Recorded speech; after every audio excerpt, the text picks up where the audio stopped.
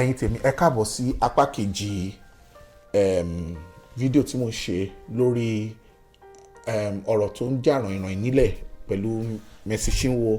àti EEZEE. mo sọ pé mo fẹ́ ká kẹ́kọ̀ọ́ lára nǹkan tó ń ṣẹlẹ̀ sí wọn ni. àwa kọ́ la dájẹ́, wọ́n ti pera wọn lẹ́jọ́, wọ́n ti gbéra wọn lọ sí tọlọ́pàá, wọ́n ti gbéra wọn lọ sí EFCC, wọ́n ti pera wọn síwájú àwọn bishop ṣẹ́ra àwọn tó jẹ́ bishop ńláńláńlá tán lórúkọ Nàìjíríà, wọ́n ti bá wọn dá sí, wọn ò rójútó ẹ̀. ṣẹ́mọ̀ Yorùbá ti sọ náà, wọ́n lówó ló ń ba ojú ọ̀rẹ́ jẹ́. tẹ bá tẹ̀ wá rí àwọn fídíò tó wà nígboro, tẹ bá wo bí àwọn méjèèjì bí wọ́n ṣe ti close rí ní àtẹ̀yìnwá, tó ń ṣe tínko tó ń ṣe gbogbo ẹ̀, tó ń lọ́mọ́ra wọn, tó ń ṣe bí tẹ̀gbọ́n-tàbúrò bí bàbá bí wọ́n ṣà ní ìbáṣepọ̀ tó jẹ́ kó dánmọ́rán. ìjà ló dé lórí dòwe, owó yẹn wá ba ojú ọ̀rẹ́ jẹ́, ó fọ́ pátápátá ni. tí wọ́n la rí tá à ń wí o, àìmọye èèyàn tó jẹ́ pé wọ́n ń sọkún lábẹ́lẹ̀. so èmi ò wá láti dá anybody lẹ́jọ́, nítorí pé until mi dẹ̀ ṣe lọ́ọ̀yà, ṣe rí sí pé àbáwọn dé court àmọ̀wé tán submit court. nítorí tí eléyìí bá sọ̀rọ̀ á dàbí pé ọ̀gbẹ́ni yẹn gbá lédi yẹn ni wọ́n ti ní kó sanwó padà, báwo ló ṣe rówó san padà nígbà tó ṣe pé kúkú jẹ́ lówó tẹ́lẹ̀ ni, ajẹ́pọ̀ lè ní. òun dẹ̀ sọ kán tí òun wọlé nítorí pé kí ni wọ́n fọ́ọ̀sì òun fọjọ́ mẹ́sàn-án pé nǹkan tóun tán ní kó kọ́lẹ̀ náà ló máa kọ́lẹ̀. ó dẹ̀ ní nǹkan owó tóun sọ padà nítorí pé kóun lè lálàáfíà tòun, kóun lè ní òmìnira, kóun lè bọ́ síta, kán lè tóun sílẹ̀ láti àhámọ́ EFCC ni. pé tóun bá dẹ̀ dé ta òun á ṣẹ̀ máa jà. ìjáde tó jáde lóòótọ́ ló bá mú jàjà. bóyá ó kówó yẹn lẹ̀ nítorí pé lóòótọ́ ló jẹ owó ọmọbìnrin yẹn ni. òun náà dẹ̀ tún tẹnu mọ́ pé àìmọye iṣẹ́ tọ́mọ yẹn ti gbà tó yẹ pé ó wà náà àkọsílẹ̀ wọn, agreement wọn, nínú àdéhùn pé kò gbọdọ̀ gbaṣẹ́ lẹ́yìn òun, pé òun kọ̀ mójú fo. now tọ̀tún kòwé jáde, tòsí kòwé jáde, ìwé ta la fẹ́ gbàgbọ́. ìwé yẹn sìn ibi tó favour wọn lóníkálukú mú jáde ńbẹ̀. now ilé ẹjọ́ nìkan ni wọ́n máa present gbogbo ìwé yẹn fún, tí ilé ẹjọ́ máa ní pé ṣé wọ́n sì àmọ́ bóyá wọ́n ti manipulate, bóyá wọ́n ti dágbọ́n sí ìwé tí wọ́n mú jáde. wọ́n dẹ̀ ń fẹnu sọ, kò sẹ́ni tó ti sọ pé má bínú o, mo ṣẹ̀ ẹ́ ni o, mo gbà pé mo ṣẹ̀ ẹ́ o. ṣe ni wọ́n tẹnu mọ́ sẹ́ pé ìwọ ló ṣẹ̀ mí, èmi ni mo ṣẹ̀ ẹ́, ìwọ ló wrong, èmi ni mo right. so lórí ìyẹn mo fi rí pé bá wọn síbẹ̀, bá wọn dánwò, lè mọ̀ nǹkan tí wọ́n ń ṣe. ilẹ̀ tó bá dẹ̀ ṣú tí ò bá tójú ẹni ṣú, òkùnkùn bẹ́ẹ̀ máa ṣòro rìn. ṣùgbọ́n olóye lọ́rọ̀ máa yé, a máa rí ọgbọ́n kọ́ ńbẹ̀, nítorí pé àwọn nǹkan tó wá fa irú nǹkan báyìí wá, nǹkan tó wà lábẹ́lẹ̀ tó jẹ́ kí wọ́n ní tí ò bá sí nǹkan tó ẹ̀ṣẹ̀ kì í dédé ṣẹ́. ẹ má bínú o tó wá pé bóyá Yorùbá mi yẹn fẹ́ máa rí bákan ṣe mọ̀, mo kàn manage ni. I hope my Yoruba is manageable enough. This is not actually a Yoruba channel, kì í ṣe language channel, but mo dedicate ẹ pé kí n lè máa convey thoughts mi níwọ̀nba Yorùbá tí mo gbọ́ ní tátátá yìí sí ẹ̀yin olùwòran àti ẹ̀yin tèmi. so ẹ rí i pé tá bá ní ká wá sọ pé lágbájá ló jàre tàwọn ẹni ló jẹ̀bi, lè rí yẹn ṣe. ṣùgbọ́n ajá síbì kan ni kàṣà já síbì kan, ilẹ̀kẹ̀ má já sílé má já sí tàbí kan ló máa padà já sí. ilé ẹjọ́ lórí gbogbo fact yẹn. máa ní má dání lẹ́jọ́ ká má bàa dá lẹ́jọ́. since we do not know, we are not privy to the facts, àdá ṣe lọ́ọ̀yà wọn. so ọ̀nà wa ni gbogbo nǹkan tó ń ṣẹlẹ̀ awuyewuye àti gbogbo ròyìnròyìn tó ń jalè, báwo ni kí ni ìwúlò ẹ̀ fún àwùjọ. nítorí pé tẹ bá wo life àwọn musician, kí ni ìṣòro àwọn tí mo dẹ̀ pè ní musician, anybody tó bá ti ń gbé máìkì tó ti ń kọrin, kò bá jẹ́ ní church ni o, kò bá jẹ́ níta ni o, anybody tó bá ti ń lùlù, kò bá jẹ́ gángan, kò bá jẹ́ àlùmọ́lẹ̀, kò bá jẹ́ àkúbà ni o, kò bá jẹ́ gbogbo ẹ̀ ni, ẹni tó ti ń fún fèrè, ẹni tó ń ta gìtá, ẹni tó ń lùlù, àbí ẹni tó ń lu ṣẹ̀kẹ̀rẹ̀, ẹni tó ń lu agogo, tó bá ti jẹ́ ẹni tó ti wà lára àwọn tí wọ́n ń produce, tí wọ́n ń make music, a music maker, a musician, kí ni ìwúlò irú àwọn kan báyìí tó ṣẹlẹ̀, kí ni ẹ̀kọ́ ta lè rí kọ́, kí la dẹ̀ máa múlò mẹ́ tó fi jẹ́ pé ẹlòmíì sì wọ́n ti wọ̀ náà, wọ́n ti wọ one chance yẹn already, tó yẹ pé kí wọ́n máa ń jókì kan gbà yẹn tó máa ní kó bọ náà ṣó lọ́kì, bẹ́ẹ̀ làwọn yẹn ṣe jẹ́ pé wọ́n ti wọ́ already, tó yẹ pé bó ṣe máa bá lọ nìyẹn. àwọn kan dẹ̀ wà tó yẹ pé wọ́n ti tẹsẹ̀ kan bọ́ọ̀dọ̀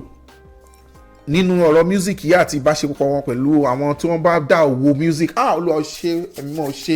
owó music tá à ń pè ní music business ó yàtọ̀ sí business yẹn èèyàn lè lẹ́bùn ẹ̀bùn music dúró òwò music dúró.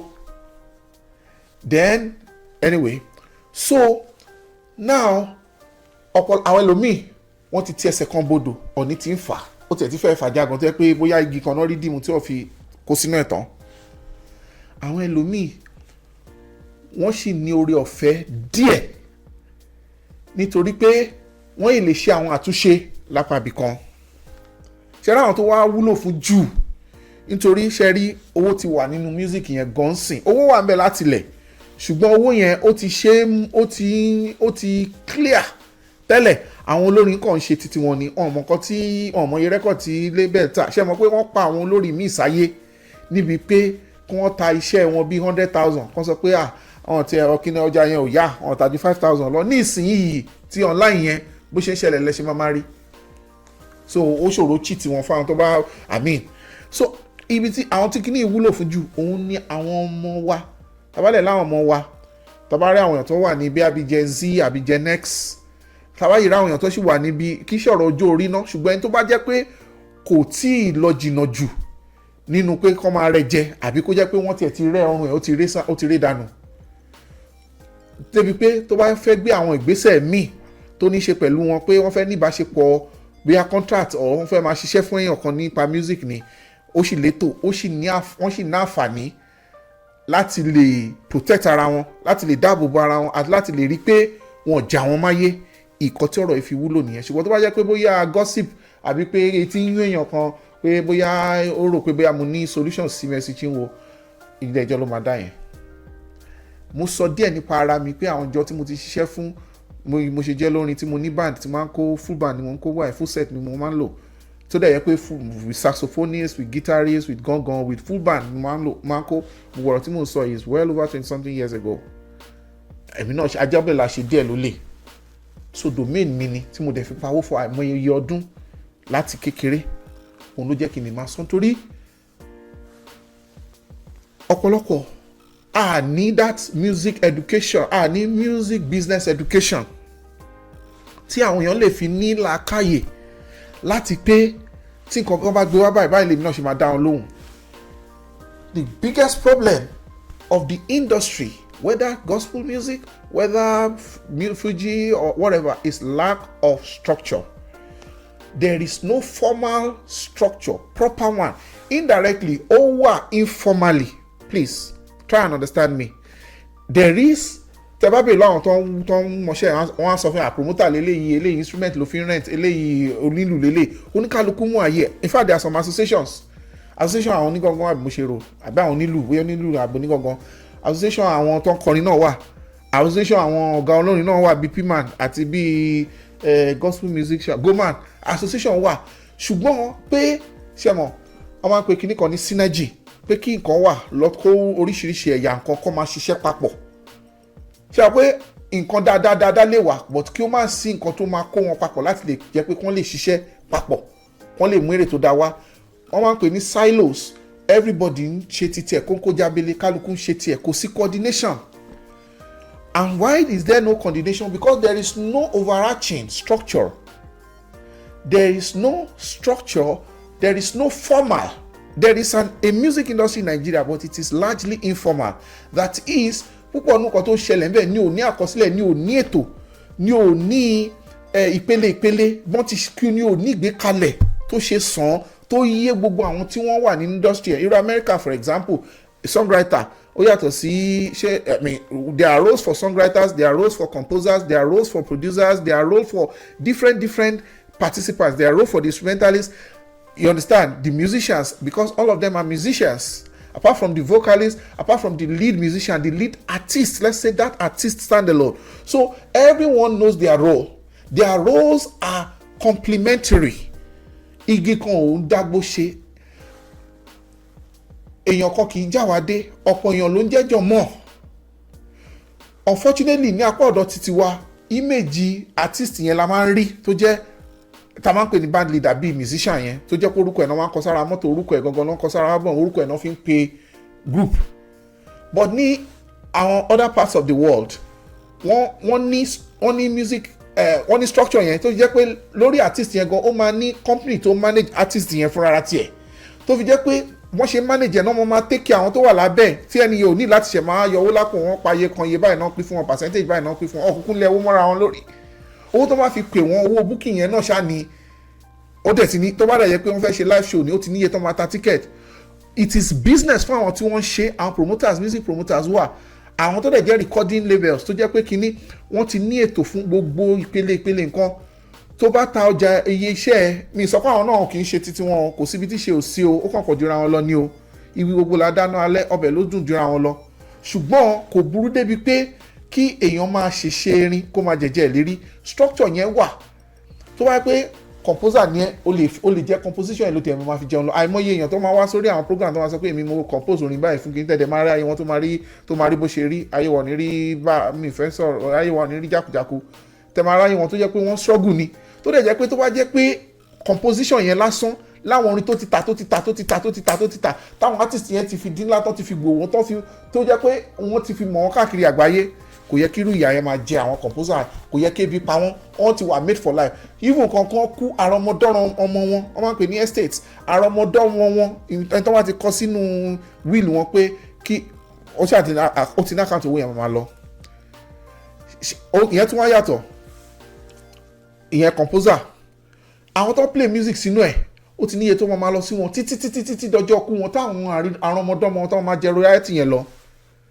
bó ṣe rí àwọn eléyìí àwọn ti tọ̀dọ̀ wáyé máyà ṣẹ́dẹ̀ wọ́n pé púpọ̀ náà musician wa nígbà táwọn náà tó ti bẹ̀rẹ̀ sí ní gbéra wọ́n ṣe change fáwọn music àwọn promoter tiwọn náà ni wọ́n change fáwọn artist label wọn àwọn labels wọn àwọn tó manage wọn àìmọye látàyé àwọn bíi abioro bíi kankan bẹ́ẹ̀ yẹn tó jẹ́ pé àwọn bíi music something àwọn alágbádá gbogbo wọn lóríṣiríṣi ṣẹ́mọ̀ wọ́n change fún wọn tó jẹ́ pé àwọn artist yẹn fúnra wọn wá dúró wọn wá jẹ́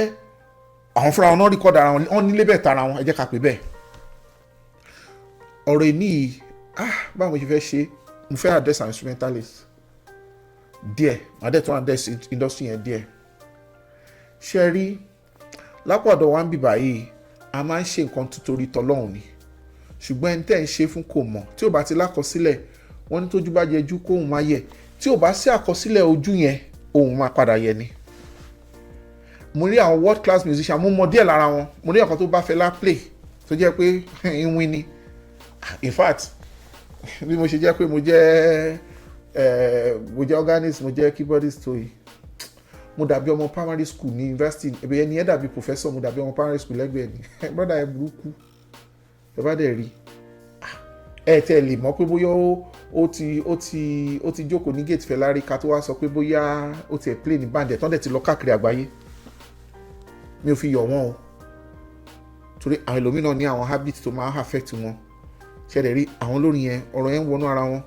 star làwọn náà fúnra wọn mo ti sọ pé star ni wọn tó jẹ́ pé tí wọ́n bá gbọ́ pọ́n bẹ́ẹ̀ nìkan play lifestyle tẹ́lómi live ẹlòmíì tí ó ti bọ̀rẹ̀ tán tó máa bọ́ ìyàwó méjì mẹ́ta ṣe understand tó dẹ̀ pé wọ́n máa fi wọ́n yọgọ̀ ní tó máa ṣe wọ́n dẹ̀ máa travel ṣùgbọ́n ọ̀pọ̀lọpọ̀ ò ní èrò gbà fọjọ́ wájú ọ̀pọ̀lọpọ̀ mismanage ara wọn but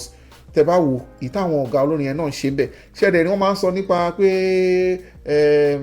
iye kan náà sọ fún wọn kankan bí iṣẹ́ ẹ̀ ṣe wà àgbà tí ò ti ní formal structure láti lẹ̀ mo ṣe sọ pé díẹ̀ lọ́wọ́ àwọn people yẹn àwọn tán rẹ́ wọn jẹ àtẹ̀ntán rẹ́ jẹ ṣé ẹ rí wọ́n ní tí oko eléyìí ò bá tà àbí tí ò bá gbé mádẹ́bó kó bòmí lọ so àpọ̀lọpọ̀ àwọn ẹlòmíì wọ́n rọrí mọ́ nǹkan tó wọ́n ti rí pé kò lè bọ́ àwọn kò lè bọ́ yàwó kò lè bọ́ ọmọ torí àfẹ́ ajẹ máfẹ́ ayó lọ́pọ̀lọpọ̀ ọ̀gá olórin tó fúnni lóko dé ọ̀pẹ̀rọ ẹ rí pé bí mo ṣe ń bá rán wí ni mo ń bá rán wí donate tó kàn ṣẹlẹ̀ sí gbogbo wọn ni pé kò sí structure yẹn two things ọ̀rọ̀ méjì mò ń lo structure àti formal structure kò sí ó wà informal àwọn èèyàn oníkálukú mú àyè ẹ̀ ṣùgbọ́n kò sí documentation tó fi àyè oníkálukú hàn fún débi pé ẹni tí ò bá yé àyè àwọn èèyàn wa mo ní fẹ́ bá instrumentalist sọ̀rọ̀ láyé sìn báyìí sìn tí wọ́n bá ti good ibi kan náà ló ti máa bẹ̀rẹ̀ because it's part of our culture pé kọ́kọ́ pè yàn wá kó ṣiṣẹ́ kó kúrò ńbẹ̀ à ń sábà ní contract nílò òyìnbó mi kó fẹ́ ní kí wọ́n á ṣe plumber fún ẹ lásán á send the terms and conditions ẹ fún ẹ iye báyìí ní per hour o tí n bá fẹ́ change nǹkan báyìí o máa responsible fún o iye báyìí ní owó service charge mi o ó ní wọ́n ṣe máa gbogbo ẹ̀ kò sí tìjú kò sí bẹ̀rù ṣe rí that master servant relationship tá a máa sábà ní nínú culture wa pé ẹ̀ tó bá gbé oko fún alágbàro òun lọ̀gá ẹ̀ òótọ́ ni ṣùgbọ́n ọ̀gá yẹn ò lè roko yẹn fún rẹ̀ ló ṣe fẹ́ gbé fún alágbàro so alágbàro nílò òyìnbó ó ní right ó ní ẹ̀tọ́ láti sọ pé alágbàro ni mí mo mọ̀ra mi gẹ́gẹ́ bí alágbàro ṣùgbọ́n o under these terms and conditions báyìí ni mo ṣe máa gbàgbàro yẹn so wọn kì í tẹ́ńbẹ́lú iṣẹ́ ọwọ́ torí iṣẹ́ ọwọ́ náà ní bí orin ẹ̀bùn wà ó dẹ̀ tún di iṣẹ́ ọwọ́ onílù iṣẹ́ ọwọ́ onílù ni onílù torí ṣe rí kéèyàn tó di kó tó di professional footballer practice ti pọ̀ náà ló jẹ́ pé àwọn ẹlòmíì tó bá good ní àwọn sport yẹn bóyá kó máa sáré ni bóyá kó máa kẹ̀ṣẹ́ ni bóyá kó máa play table tennis ni àbí kó máa gbá ball only a few of them ló máa sábà these days náà àwọn ọmọ wa ń combine ẹ̀ dáadáa but ìgbà tá à ń grow ẹ̀rí pé púpọ̀ náà àwọn people yẹn ní wọn lẹ́dúkéṣọ̀n ẹlòmíì ti distant ọ̀nù wọn kó tó wá padà sí university nítorí nígbà táwọn ẹgbẹ́ tó bá wà ní class òun máa lọ máa train ni so kí musician tó di musician ó easy fún vocalist ẹ̀bùn ní vocaling of course èèyàn máa ń grow pẹ̀lú ẹ̀ but any instrumentalist títí kan even kan bíyàn nílé onílù wà á máa practice ṣáá ni ó ti níye rehearsal nígbà táwọn à ń grow lórí piano wọ́n máa sọ pé you need 8 hours of rehearsals a day people mo ti fẹ́ rí iṣẹ́ tó máa ò ní lọ sí school rárá ni ló fi jẹ́ pé tí àwọn èèyàn bá good nínú instrument rehearsal ló gbé wọn débẹ̀ ó ń consume time wọn dẹ̀ rí value ni so time 1 hour tó wá fẹ́ lò pẹ̀lú ẹ̀ yẹn wọ́n ti practice more than 20 hours kí skill yẹn tó yọ and irú èmi sì mo ti wà rusty máa ń blow trumpet nígbà kan mo mọ tátàtà drums díẹ̀ lò but keyboard ní major mi then be organ ṣe mọ̀ pé playing piano proper is different from when you play classical music classical ní major mi so mo ti wà rusty nsìn torí if you leave your music practice for a day it's going to leave you for a month or a week tó bá leave it for a week I'll leave it for a month tó bá leave it for a month I'll leave it for a year wá padà tún lọ mú ni ó máa ṣẹ́kù òkun tó lára máa bá kó má kù dàsákì o so àwọn èèyàn wa wọn fẹ́ lo professionals báwo ṣe fẹ́ ṣe ń sìn tó bá jẹ́ artist tó bá pẹ́ tó lẹ́bùn ní ẹ́ try kò ní a separate kò ní register rẹ as a business either as a business name but I will advise you mi ò rò pé 70,000 in Nigerian terms today with 70 to 80,000 less than 100,000 o lè register a limited liability company when you register a limited liability company mo ti fún yín ní gist báyìí sìn mo ti ń já yín sí this is my recommendation it is a way to go ẹ má dẹ̀ rò pé ó máa sọ yìí jókòó mẹ́ẹ̀ kó máa sọ yìnbó kó jókòó sí America ń bẹ̀ nǹkan tí ó wà realistic I'm telling you in today's terms if you go to any lawyer or anybody tó bá good I would prefer you to go to a lawyer because there are many people tó wọ́n bá yàn register business kì í ṣe kí n fẹ́ gba oúnjẹ lẹ́nu yín tẹ́ẹ̀bà tí musician àbá wá sọ́dọ̀ yẹn lómi máa wá ṣẹ́rí music business is a business there is entertainment law ẹ wo fans bẹ́ẹ̀ ó dà pé nǹkan tí bọ̀bọ̀ yẹn study nìyẹn tí n bá ṣe mistake mo ti gbọ́ rí in the past pé he is a lawyer and he studied entertainment law there is a law tó ní ṣe pẹ̀lú industry entertainment láyé ọ̀tọ̀ tiẹ̀ nítorí pé téèyàn bá jẹ́ lawyer tó wá jẹ́ divorce lawyer irú American bí wọ́n máa specialize ẹlòmíì dẹ̀ máa ṣe general something divorce lawyer ó lè yàtọ̀ sí mediation lawyer ó dẹ̀ lè kó gbogbo ẹ̀ papọ̀ generalist máa ń wà o ṣùgbọ́n ẹlòmíì tó bá ti jẹ́ pé àwọn iṣẹ́ tó ń rí nìyẹn ó máa specialize gbogbo ẹ̀ máa mọ̀ fún bí general practitioner bí doctor ní ṣàkóso àmà ní doctor tó jẹ́ pé ó lè attend to everything àní tó jẹ́ pé ó máa gbẹ̀bí àní tó jẹ́ pé kí iṣẹ́ abẹ ló máa ṣe bẹ́ẹ̀ náà ló ṣe rí I prefer you get a lawyer kò sí ètò ọmọ charge ẹ̀ náà with pátá parí with 100,000 of course ẹlòmíràn ní nítorí America mo wà pé ṣe 100,000 ló easy láti rí bẹ́ẹ̀ yẹn tó bá ń da díẹ̀díẹ̀ wà á pé lọ́jọ́ kan nítorí àti excuse me I'm sorry for these hiccups àti ìbàdí state tó jẹ́ pé olórí máa dorí ẹ̀ mú ni èèyàn kọ́ ló lè máa bẹ̀rẹ̀ tó bá gùn débi tó ń gùn dé tó máa ń fẹ́ pé ẹ pé wẹ́ ṣé mọ̀ táwọn ẹ̀ bá fẹ́ hùkẹ́ ńgbà míì irú àwọn olórí so I need to talk to my manager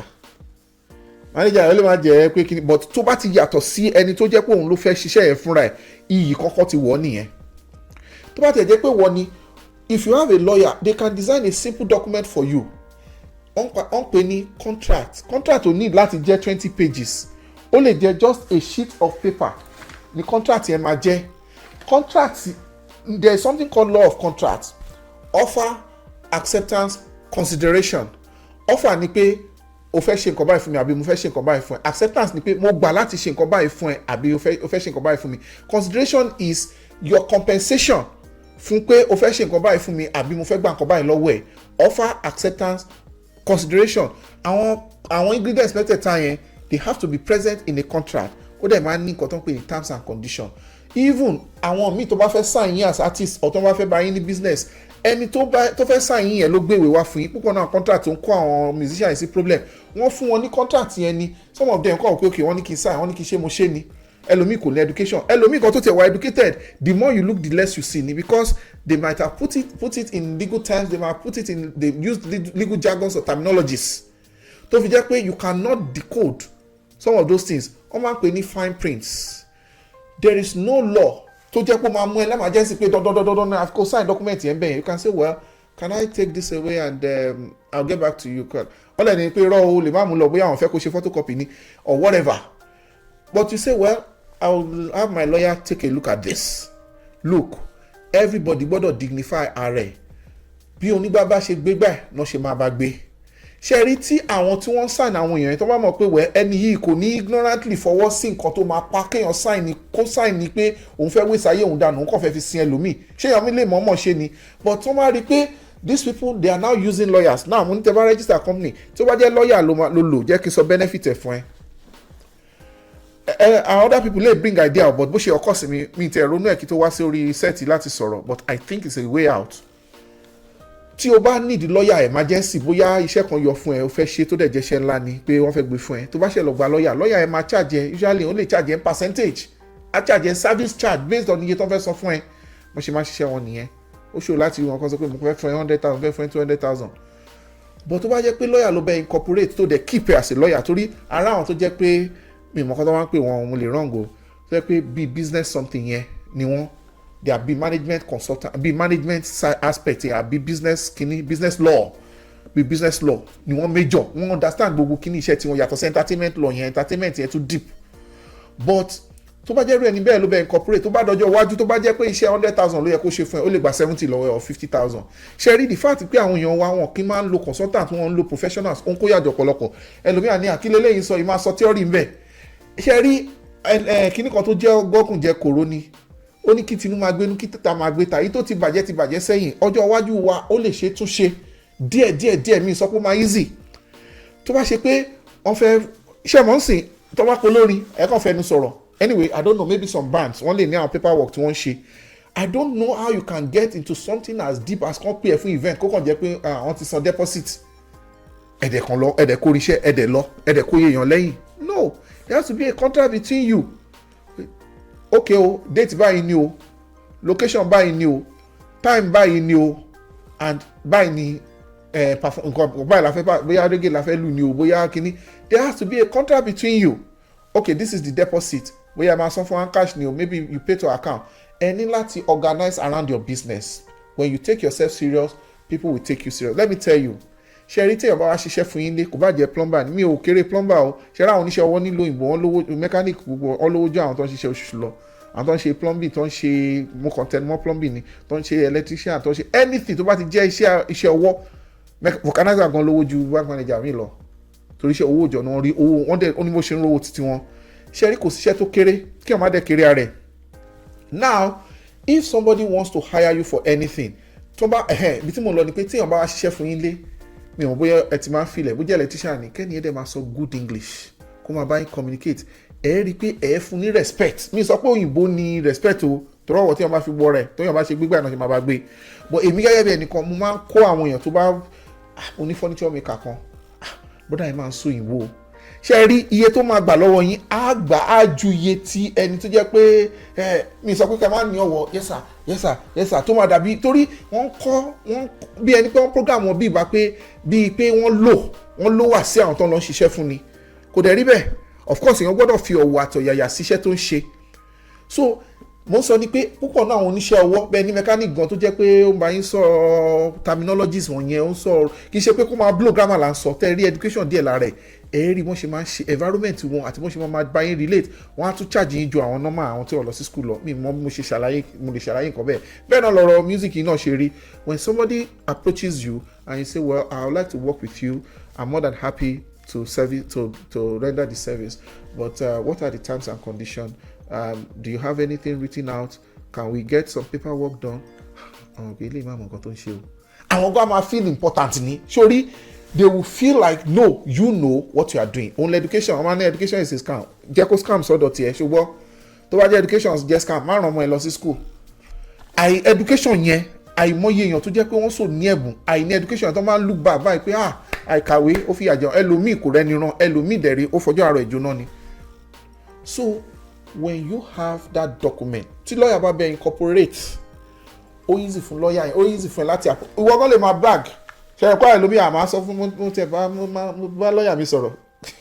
idiot kò ní lọ́ọ̀yà ó kàn jẹ́ kó jàbọ̀ bóyá ẹ̀rọ kan handle iṣẹ́ kékeré kan fún sí ìwọ náà a máa fọ́nu well I'll talk to my lawyer kí ló dẹ̀ ṣe fún ẹ báwo ló ṣe ní lọ́ọ̀yà ó gbà síṣẹ́ o toró ti incorporate company fún ẹ incorporation tó ṣe fún ẹ the thing will come out within a couple of weeks tó bá lọ approach ẹ ó ti di client débi pé tí nǹkankan tí ìyá kan bá fẹ́ jẹ́ ó lè pé the law kọ́ báyìí náà máa ń sọ má ti fọwọ́ sí kìíní ẹ jẹ́ ká ríra ẹ mú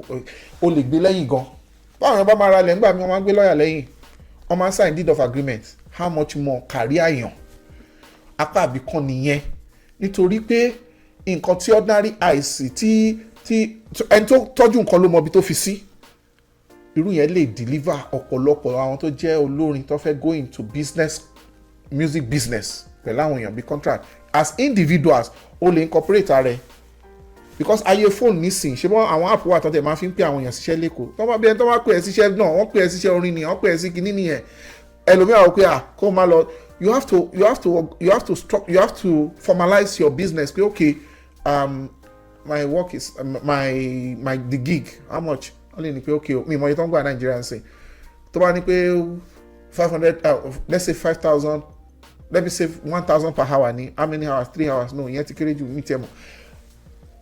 ó lè jẹ́ ordinary text gbogbo ẹ̀kọ́ ní paper text gan àkọsílẹ̀ ni okay I will send you something pé ẹ̀kan bá mi sọ accept tó wá lè jẹ́ paper ni you can sign if you have a business name pé okay I don't know wọ́n ló máa brand rẹ̀ o lè sọ pé irú èmi sìn mo lè sọ odeepgaan music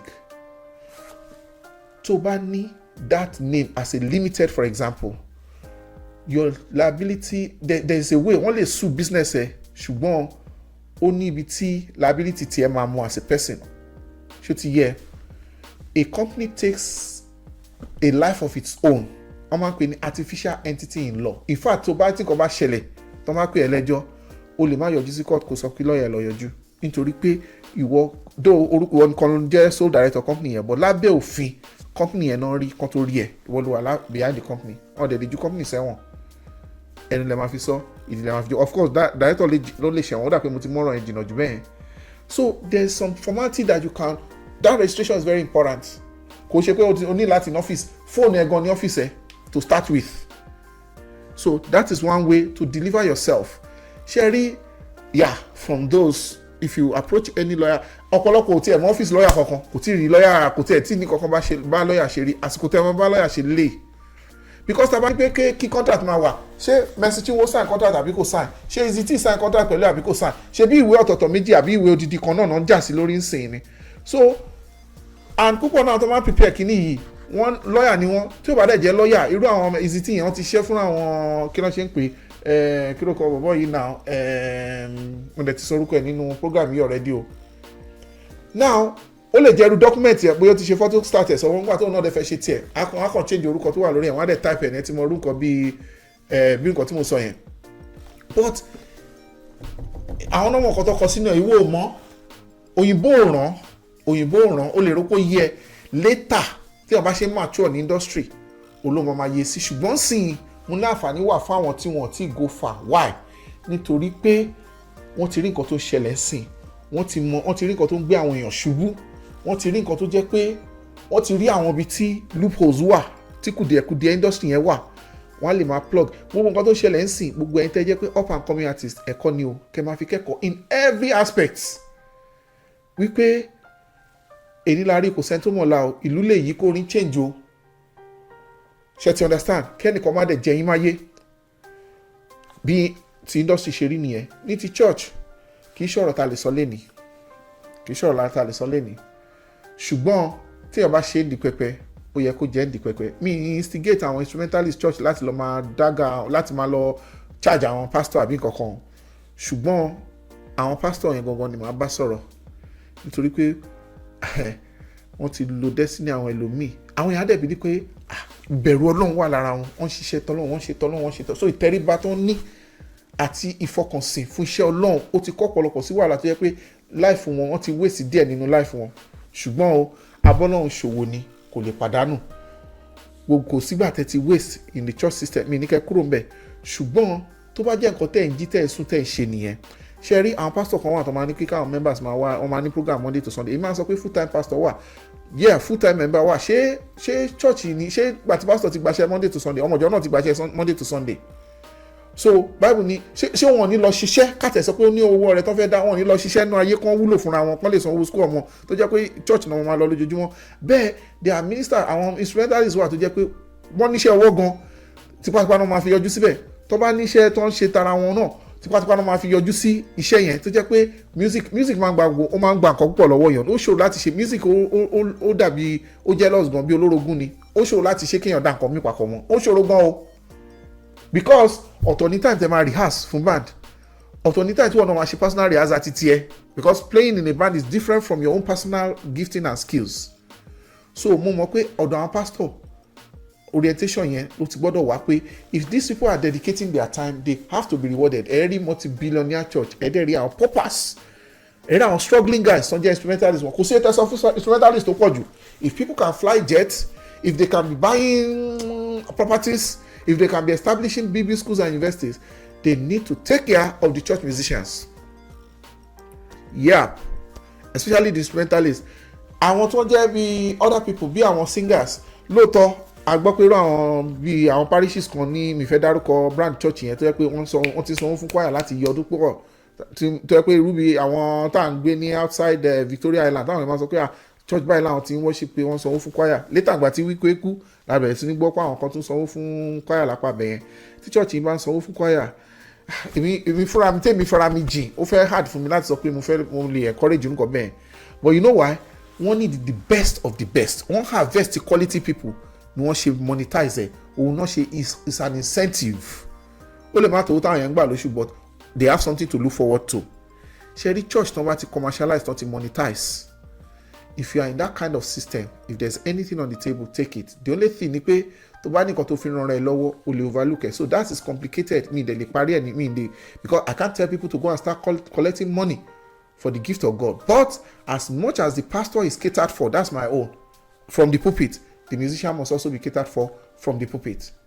The bigger the pastor, the bigger the church, the bigger the musician. Because kò sí bọ́bọ̀ ṣe sórí tí náà kí o ṣe. The only thing ni pé àwọn musician yìí wọ́n ní access sí church administration, wọ́n dẹ̀ ní access sí owó church. Ó ló jẹ́ pé you can't blame some of these people tó máa sọ pé iye báyìí ní àwọn fẹ́ gbà, because mo mọ̀ pé àwọn kan ti bá débẹ̀ ní Nigeria ṣe tẹ́ pé wọ́n máa bá church negotiate ní wọ́n bá fẹ́ gbà àwọn lórí ọ̀fẹ́ ní some of those days. A máa ń discuss náà but kò go deep bẹ́ẹ̀ yẹn. Màá fẹ́ fi àárín yẹn sílẹ̀ nítorí mi ò lè rí sọtán. Fídíò tó ti ń gùn mi ò lè rí sọtán. Màá filẹ̀ bẹ́ẹ̀ but ọ̀rọ̀ yẹn tún ṣì ṣẹ́kù síbì kan. To round it all, èmi kọ́ ládájọ́ tó máa dájọ́ nípa EEZEE àti mercychinwo, no. Ṣùgbọ́n wọn tó ṣẹlẹ̀ yìí ó wà fún ẹ̀kọ́. Ta ló máa wá wọn ní àwọn mìíràn ìjọba ẹ̀wẹ̀kú ẹ̀wẹ̀lẹ̀, no, àwọn mìíràn ìjọba kọ́ who will bail the cat? Ìyá èsékú, Olúwa á kó wa yọ, ìyá èsékú. Púpọ̀ náà àgbàlagbà náà máa mọ ìtàn yẹn. Èsè bí ológbò náà ń pè ní èsè, bóyá mo dẹ̀ gbé fúnra wọn ṣáà ni. But ẹranko abilé ilé kan ló ń jẹ́ bẹ́ẹ̀ tó máa ẹranko abẹ́lé, I think ológbò ni. Ṣé ẹ̀rọ pé ìyá èsè, ìyá ológbò kú, àwọn eku wa fẹ́ lọ, wọ́n ní pé báwo tiẹ̀ ní kí n má ṣì sàn yẹn pa, wọ́n ní ológbò máa ń pa wọ́n wà ó pé tí wọ́n bá lè fi agogo kan fi kọ́ ológbò yẹn lọ́rùn pé tó bá ti ń bọ̀ agogo yẹn máa dún gbogbo wọ́n lè sá lọ.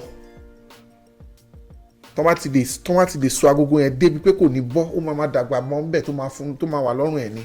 So wọn ní máa kúkú ológbò pé ológbò máa fi wọ́n jẹ. Òun lolóyìnbó wa ń béèrè pé who will bail the cat? Ta ló máa wá lọ ta agogo ti wà lẹ́yìn, ta ló fẹ́ lọ so mọ́ ológbò yẹn lọ́rùn débi pé tó bá ń bọ̀ gbogbo eku á ti gbọ́ tó bá ti ń bọ̀ lọ́dọ̀ tó bá ti ń bọ̀ láyìíká wọn á sádànù kò ní rí wọn pàjẹ́. So ta ni ó fẹ́ bail the cat nísìnyẹn máa bè lọ́mi pé gbogbo ilé tá à ń sọ pé the music industry is informal, pa need formal structure, ta ló fẹ́ ṣe, ọ̀dọ̀ ta ló ti fẹ́ bẹ̀rẹ̀. Incidentally, I am not in that domain right now. Music was only a pastime to me, but I see mo ní ju nǹkan tí mo sọ yìí, mo ní nǹkan tó jinlẹ̀ jù bẹ́ẹ̀ lọ, but it will be unnecessarily long and it's better to be ọkàn jáwádé. It has to be a brainstorming, a think tank. Ẹ jẹ́ kí n fún yín láì dé àti mo ní kí n fi round up. Bí àwọn musician yẹn ṣe ń come together, tí wọ́n ní association nílùú tán ní goma, tí wọ́n ní àwọn olórin tán ní àwọn bíi àwọn band leader, ṣe ra àwọn instrumentalists láti kóra àjọ. They need to fraternize, they need to organize around a common vision. There's a word in English that is called coalesce. They have to coalesce around a common vision, a common goal. Wọ́n láti parapọ̀ lórí nǹkan tó dà wọ́n pọ̀. Àìmọye association ló wà tó jẹ́ pé wọ́n ní good intention láti bẹ̀rẹ̀ tí wọ́n á wúlò mọ́tò tún wá di terrorist fáwọn ọmọ association wọn yẹn. But we need intellectuals in the church music domain and the general secular or the music domain to come together. Though human organization man corrupt along the line, but if only what they achieve is to use the services of consultants láti counsel wọn pé how do we form this organization in a way kì í ṣe láti máa control àwọn èèyàn, because ọ̀pọ̀lọpọ̀ wọ́n máa fẹ́ jẹ gàba lé wọn lórí, ó fẹ́ jẹ first chairman, ó fẹ́ jẹ life chairman, ó fẹ́ jẹ ọ̀tún bí kọ́ máa lọ àwọn kan bá débi àwọn olórin kọ́ máa lọ kórin iṣẹ́ kọ́ máa ṣe gbẹ. Who does that nonsense? tó wáyé pé business wà lọ kó business ẹni tó jẹ á kàn sún yín dànù ni bí irú yẹn kọ́ mò ń sọ. But there has to be a think tank. Share the regeneration yìí the same way tá a ṣe ń ṣe Twitter, the same way tá a ṣe Facebook, the same way tá a ń rí activity yìí, the same way táwọn èèyàn fi organize àwọn some of the protests tó ṣẹlẹ̀ ní Nàìjíríà. Tí generation yìí bá fẹ́ ṣe nǹkan, that includes people in their 40s or 50s or 60s láyé ń sit everywhere ti lu jára wọn. That's my recommendation. There has to be a movement, because individual bá ṣe wọ́n lè máa victimize wọn ní kọ̀ọ̀kan, but tó bá jẹ́ pé it's part of a group. Just to have some working document tó yẹ pé kò síbi tẹ́ bá dé ní ẹ̀wò ní America bí báyìí sìn tí wọ́n bá lọ sí agency form tó máa ń fún yàn láti sign, ó bá lọ sí agency bíi 20 nǹkan díẹ̀ náà máa change, wọ́n kàn lè change orúkọ agency yẹn. Most of the things tó máa béèrè there's a template. Ó possible kí irú àwọn tó ń wà active in music right now kí wọ́n achieve irú document yẹn pé tó bá jẹ́ instrumentalist ni o, tó bá jẹ́ singer ni o, tó dẹ̀ ní class by class by class by class, tó bá jẹ́ studio ni o, tó bá jẹ́ fún session ni o, tó bá jẹ́ fún public kìíní ni, mi ní kẹ́ gbé price sí o. Ẹ lè fún individual láyè láti máa charge nǹkan tó bá wọ̀n, torí tó bá ti ń make price síbi kan ẹni ẹlòmíì tó yẹ pé ṣẹmọ àwọn bẹ̀rẹ̀ sí ní ná tẹ́ bá lọ gbé òyìn ga jù tó bá dẹ̀ offer ẹlòmíì tó wò pé eléyìí pé a bird in hand pé kò ń ṣe so ọjà yẹn máa fọ́ tó bá yá náà ni tó yẹ pé àwọn èèyàn máa bàjẹ́. But that document will help people to be able to at least have something to work with. Ó lè má perfect, wọ́n lè negotiate wọn, but there will be something to protect them. Ṣó ti yé yín? Mi ò rí jù báyìí lọ lórí eléyìí. Mo yìí náà rọ̀ sọ lórí music industry yẹn, but kì í ṣe ọjọ́ ẹni. Ẹ ṣé gan tẹ́tí sí mi. Ẹ jọ̀ọ́ ẹ bá mi like video yìí, kẹ́ bá mi subscribe sí channel yìí. Mo mọ̀ pé a lot of things ni mo ti sọ. Ó ṣe ṣe pé kí n ní opportunity láti tún elaborate later in future, but mo ní passion fún industry. Ó dẹ̀ máa ń dùn mí pé kò yẹ kó sẹ́ni tó máa ní ẹ̀bùn orin tó tún gbọ́dọ̀ máa jẹ̀yà. Wọ́n ní torí ká má bàa jìyà la ṣe máa ń yá má jìyà lọ́fà. Instrumentalist dẹ̀ máa ń suffer. Kò sẹ́ni tó lè sọ pé òun mọ instrument tí ò dedicate time sí láti grow skill ẹ̀, and time is money. So time tẹ dedicate àti skill àti gbogbo nǹkan tẹ fílẹ̀ láti rehearse, láti train, láti learn, tó yẹ pé gbogbo ẹ̀gbin tẹ rí àti gbogbo ìyà tẹ jẹ, ṣe understand? Ó yẹ kí nǹkan yẹn kó padà kó wá sanjọ́ fún yín ni. Time is money. Time tẹ invest yẹn ó yẹ kó dowó fún yín. Wọ́n ní jẹ́ yín máa yé o. Ẹ ṣé gan ni. Ẹ bá mi share video yìí, ẹ bá mi like, ẹ bá mi subscribe, ẹ bá mi click notification bell. I will see you on the next one. Gẹ́gẹ́ bí ẹ̀yin náà ṣe mọ̀, ẹ ti ń dúró de aspect yà bí àwọn èèyàn láwọn kò kíní ẹ̀jẹ̀ gan. Gẹ́gẹ́ bí ẹ̀yin náà ṣe mọ̀ wípé ó jinlẹ̀ púpọ̀, ó dìgbọ̀n.